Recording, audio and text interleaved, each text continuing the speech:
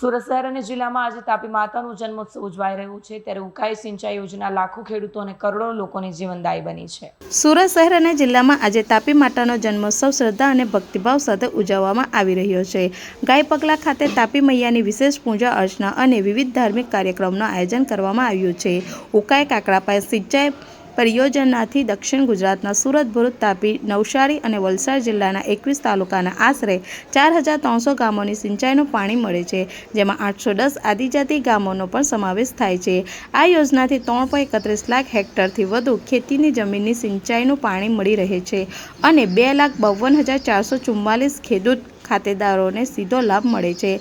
આ ઉપરાંત ઉકાઈ ડેમ દ્વારા સુરત શહેર અને જિલ્લાના 1 કરોડથી વધુ લોકોને પીવાનું પાણી તેમજ ઉદ્યોગોનો પણ પાણીનો પુરવઠો પૂરો પાડવામાં આવે છે।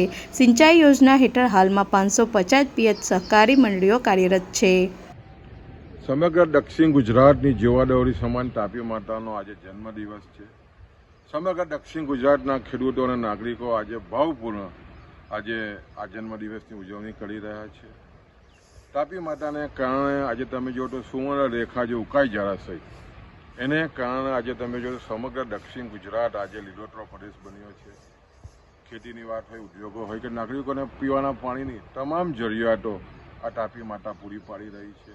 અને જ્યારે આજે કરોડો વર્ષ પહેલાંની ઉત્પત્તિ તાપી માતા જે રીતે સમગ્ર દક્ષિણ ગુજરાતમાં ઉકાઈ જળાશયને કારણે આજે 65% પાણી, ગુજરાતનું 65% પાણી આજે જ્યારે દક્ષિણ ગુજરાત પાસે હોય ત્યારે સ્વાભાવિક છે કે બાગાયતી ખેતી હોય કે ઉદ્યોગો હોય તમામ આજે આ પાણીથી દાજીપો અનુભવે છે।